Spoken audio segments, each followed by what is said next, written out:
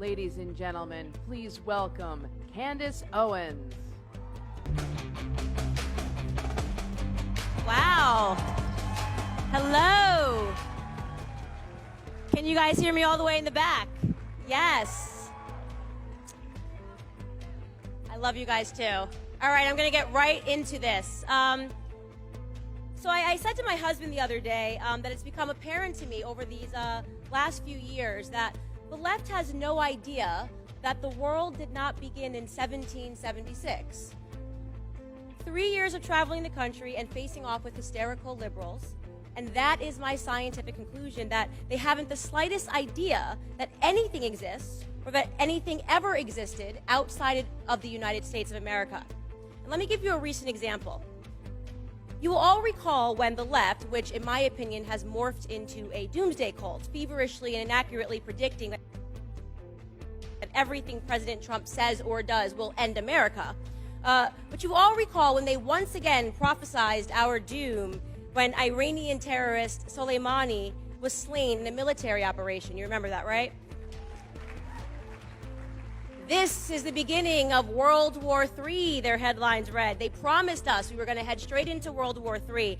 It was a remarkable day because it was the day that we watched Democrats and liberals, the ones who have been shrieking about sexism, misogyny, and the need for more feminism, turn into passionate defenders of the state of Iran, the country whose constitution quite literally states that a woman's life is worth half that of a man's, a country where women are punished by law for up to 10 years in prison if they are caught not wearing a veil, suddenly became the apple of the left's eye. Of course, the war never happened, but in the midst of their delirium, a tweet went out from resident anti-American Colin Kaepernick. And the tweet read, exactly, and I quote, "There is nothing new about American attacks against black and brown people for the expansion of American imperialism. America has always sanctioned and besieged black and brown bodies. American militarism is the weapon wielded by American imperialists to enforce its policing and plundering of the non-white world," end quote. Fascinating. A rant about black and brown bodies being imperialized, a word that I must assume Colin either doesn't know the definition or the history of, used in defense of Iran. And so, of course, you know me on Twitter. I felt it necessary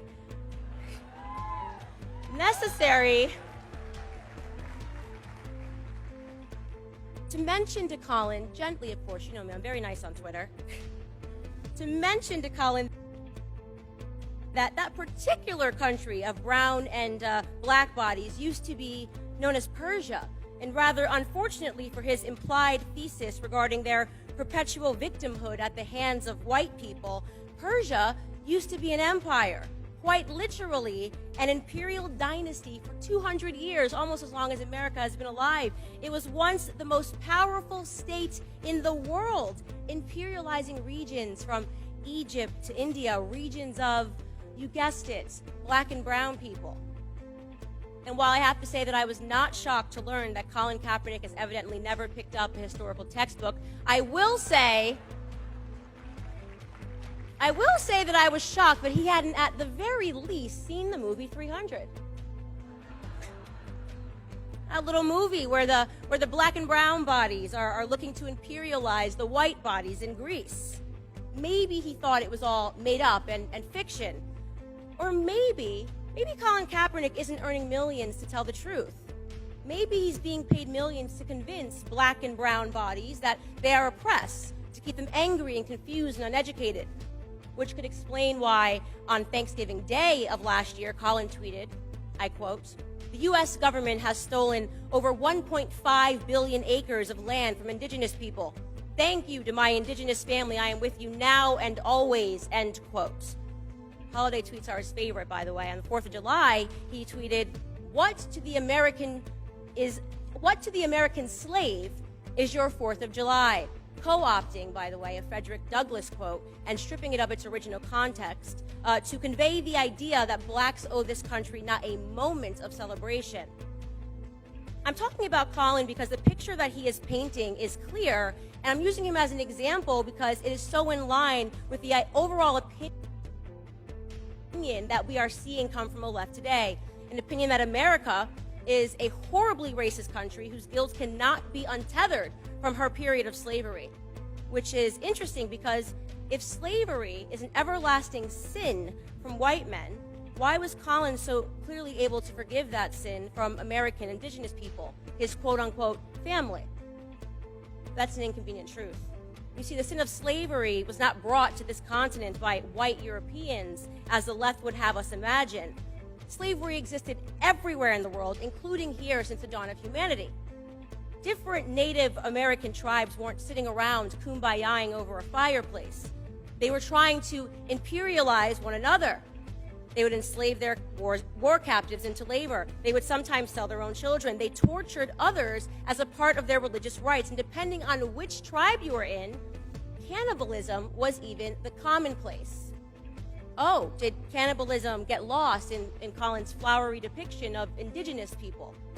Yes, before the Europeans ever landed in the Americas, Native Americans routinely cannibalized one another. Most notorious among them, perhaps, was the Aztecs. When the Spanish colonists arrived in Mexico City, they were greeted by piles of over 100,000 skulls belonging to humans that had been sacrificed to the gods. In fact, in one archaeological dig, they found the remains of 42 children, all around the age of 5, who were sacrificed to the rain god. Special days required more sacrifice, by the way. On the inauguration of Aztec's Temple Major, they sacrificed between 20,000 and 60,000 human beings in a single day. Their ceremonies, I'd like to paint a little bit for you, a picture of the ceremonies. Ceremonies were performed in front of large crowds. Usually an adult male victim was held on a stone, his chest was slashed open, and the priest would take his still beating heart and hold it to the sun. The severed head was then placed on a rack, and his remaining body was rolled down the temple where it was skinned and it was dismembered, and the body parts were then distributed to the spectators to take home to eat. For decades, the colonists' writings about the savage culture of Native Americans were dismissed here in the United States. The politically correct argument was that white European men needed to wrongly portray the indigenous people to justify their own genocidal pursuits. Liberals in the United States even went so far as to claim that the Native Americans themselves had lied, or rather, more politically correct, had been misunderstood in their own recorded sacred texts regarding their cannibalistic practices. Until science happened and anthropology in the year 2000, an anthropologist came and was hesitant to report his findings from Colorado, which he characterized as definitive evidence for sporadic cannibalism in the Southwest of America.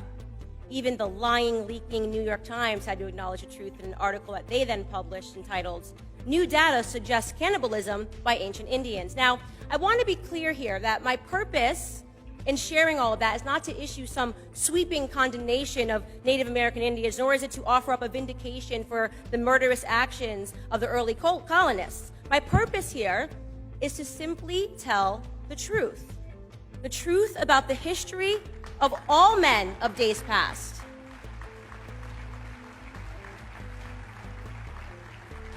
The truth about the history of all men of days past, a history that is complex, ugly, brutish, immoral, and leaves no man, regardless of his skin complexion, guiltless. But the left wants us to believe otherwise. To them, imperialism, cannibalism, murder, slavery, all of these undeniably sinful acts are forgiven in a historical context so long as they were not committed by white men. So, they can forget the murderous Persian Empire. They can forget the cannibalism of indigenous tribes. They can forget the heinous actions of imperialistic Egyptian Empire, the Turkish Empire, the Muslim Abbasid and Rashidun Caliphate empires, the Chinese Qing and Ming empires, the Mongol Empire, the Ottoman Empire, the Japanese Empire. We can forget the fact that the overwhelming majority of the world's empires were not run by white men. They also, by the way, choose to forget the fact that the first to abolish the practice of slavery was Great Britain.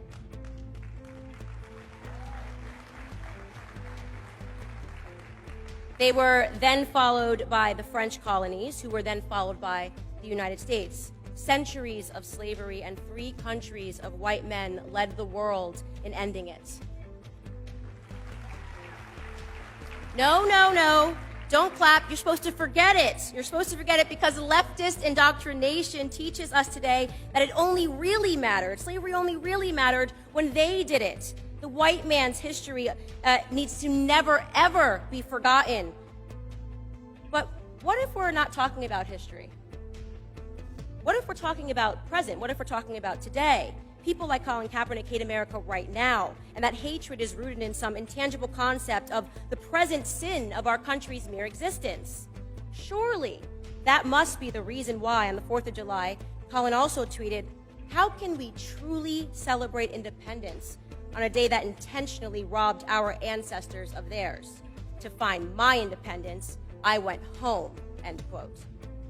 He was referring to Africa. Colin took a trip to Ghana because, in his own words, he wanted to see what his people saw before they were forcefully taken away. And I really want to pause and drive this point home, so let me restate it.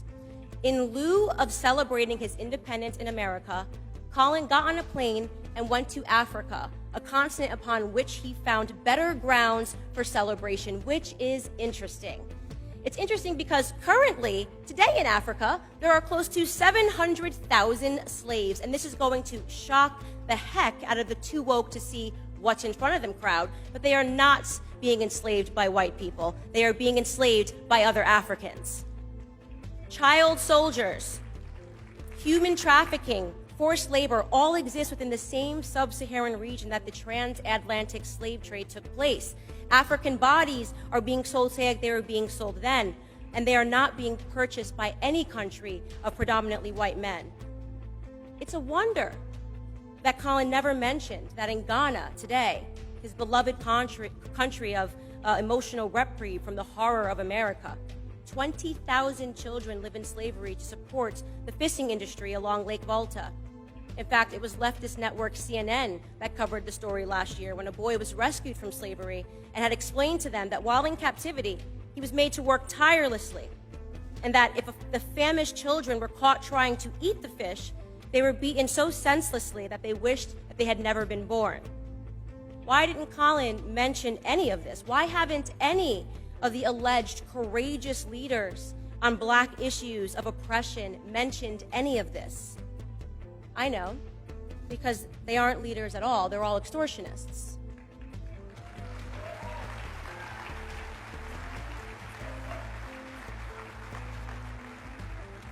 Colin extorted Black America to earn millions. Colin extorted Native Americans to maintain his image, and Colin extorted Ghana for a photo op so he could continue to earn those millions.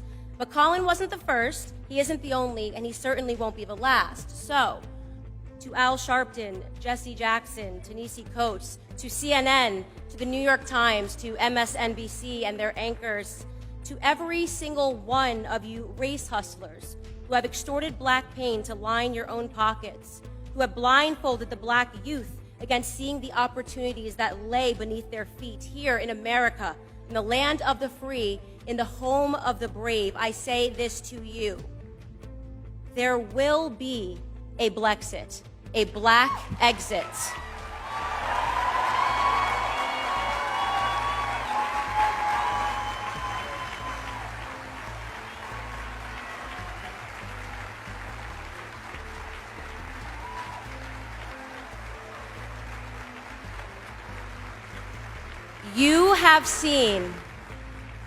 You have seen how a man was made a slave. That sentence is the first half of a Frederick Douglass quote. I like it because it rings true now. I have seen how a man was made a slave.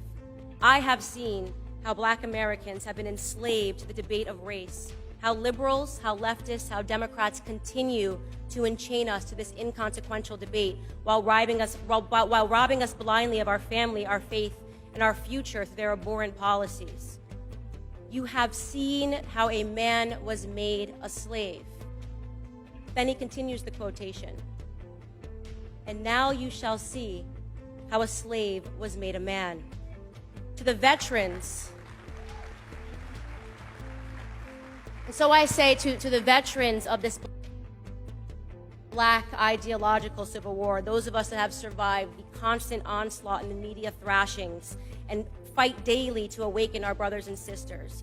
To the patriots who have fought beside us, cheered us on, to my supporters, those of you that have seen me to this point, from just a girl on YouTube with a different idea to the very soon to be published author of the aptly entitled book, Blackout, How Black America Will Make Its Second Escape from the Democrat Plantations.